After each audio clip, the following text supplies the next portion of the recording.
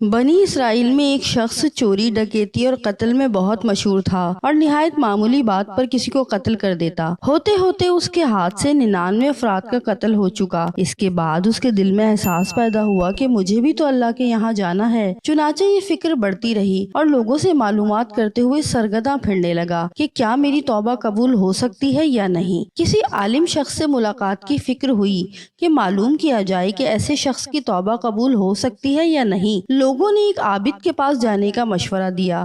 اس شخص نے اس کے پاس جا کر مسئلہ معلوم کیا کہ کیا میری توبہ قبول ہو سکتی ہے اور کیا میری مغفرت ہو سکتی ہے جبکہ میں نے 99 انسانوں کی جان مار دی ہے۔ تو اس عابد کو مسئلہ معلوم نہیں تھا، تو اس نے اپنی عقل سے قیاس آرائی کی کہ جو آدمی 99 انسانوں کی جان مار سکتا ہے اس کی مغفرت کہاں ہوگی۔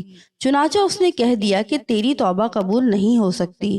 تو اس شخص نے غصے اور جلال میں آ کر اس کو بھی قتل کر کے پورے 100 قتل کر دیے کہ جب میری توبہ قبول نہیں ہوتی ہے تو لاؤ تجھے بھی ختم کر کے پورے 100 کر دیتا ہوں۔ چنانچہ اس نے پورے 100 قتل کر دیے، مگر اس کے دل میں تردد باقی تھا کہ میری مغفرت کی کوئی شکل ضرور ہوگی۔ اس لیے اس نے لوگوں سے پھر معلومات کا سلسلہ جاری کر دیا کہ روئے زمین پہ سب سے بڑا عالم کون ہے، اس سے جا کے معلوم کروں گا، وہی صحیح مسئلہ بتا سکتا ہے۔ آخر لوگوں نے اس کو بتایا کہ فلاں جگہ ایک عالم رہتا ہے، اس سے جا کے معلوم کرو۔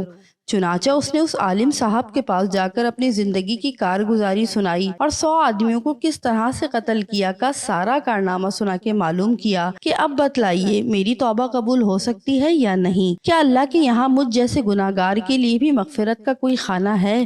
تو اس عالم صاحب کو چونکہ علم تھا تو اس نے بتلایا کہ تیرے گناہ معاف کرنے میں اللہ کے یہاں کیا رکاوٹ ہے۔ اللہ کی رحمت کا سمندر تجھ جیسے گناہگاروں کے گناہوں سے بہت وسیع اور بہت بڑا ہے۔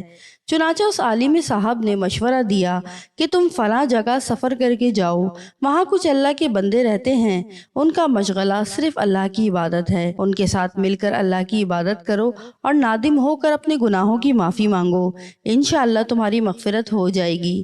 جب اس شخص نے آدھا راستہ طے کر لیا تو ملک الموت آ گئے اور اس کی موت ہو گئی۔ اب اس کی روح لے جانے کا مسئلہ کھڑا ہوا۔ آسمانوں سے رحمت کے فرشتے بھی آئے اور عذاب کے فرشتے بھی۔ رحمت کے فرشتے کہنے لگے کہ اس کی روح لے جانے کا حکم ہم کو ہے، اس لیے کہ یہ سچے دل سے تائب ہو کر عبادت کے لیے جا رہا ہے۔ اور عذاب کے فرشتے کہنے لگے کہ اس کی روح لے جانے کا حق ہم کو ہے، اس لیے کہ اس شخص نے کبھی کوئی نیک کام نہیں کیا، پوری زندگی معیشت میں گزاری ہے۔ اسی دوران آسمان سے آدمی کی شکل میں ایک فرشتہ آیا۔ بعض روایت سے معلوم ہوتا ہے کہ یہ آنے والا فرشتہ حضرت جبرائیل امین علیہ السلام تھے۔ چنانچہ اس فرشتے نے تشریف لا کر ان دونوں طرح کے فرشتوں کے درمیان یہ فیصلہ کیا کہ دونوں طرف کی مسافت ناپ کے دیکھ لو، جہاں سے آ رہا ہے وہاں کی مسافت کتنی ہے، یا جہاں جا رہا ہے وہاں کی مسافت کتنی، لہٰذا جہاں کی مسافت قریب ہو اس شخص کو وہاں والوں میں شمار کیا جائے گا۔ چنانچہ دونوں طرف کی زمین ناپ کر دیکھی گئی تو جہاں جا رہا تھا وہاں کی مسافت جہاں سے آ رہا تھا کے مقابل میں صرف ایک بالشت قریب ہے۔ چنانچہ فیصلہ ہوا کہ مقام معیشت سے مقام عبادت صرف ایک بالشت قریب ہے، اس لیے رحمت کے فرشتوں کو اس کی روح لے جانے کا حق حاصل ہو گیا۔ چنانچہ اللہ کی طرف سے اس کی مغفرت کا اعلان ہو گیا۔ ایک روایت میں آتا ہے کہ قتادہ رضی اللہ تعالی عنہ نے حسن سے فرمایا کہ ہم سے یہ ذکر کیا گیا ہے، اس شخص کے پاس جب ملک الموت آیا تو وہ شخص سینے کے بل اس زمین کی طرف گھسیٹتا گیا۔ قدسی حدیث میں ہے کہ میں اپنے بندے کے ساتھ اس کے ایمان کے مطابق ہوتا ہوں اور وہ مجھے جہاں بھی یاد کرے میں اس کے ساتھ ہوں۔